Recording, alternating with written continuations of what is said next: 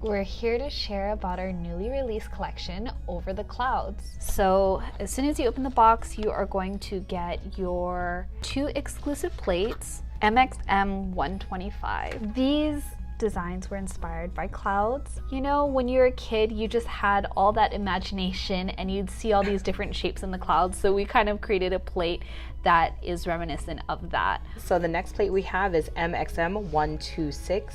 Which radiates all the feel-good vibes. You can chase the rainbow and live in full, brilliant color. Yes, you have lots of layering options, so then you can create all kinds of really fun, bright designs. So the first color we're gonna show you is Raindrop B510. So this dusty pale blue stamping polish comes in our classic cream finish.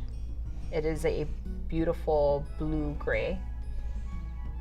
Really, really pretty, and it stamps very well. And this month, I don't think you guys would be disappointed with a nice special effect. This is B511, a luminous white stamping polish with a pearl finish. Even though it does have a sheerness to it, it's still pretty opaque for special effects. It is gorgeous, it changes color.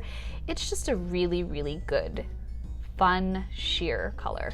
But this month is so adorable and so cute.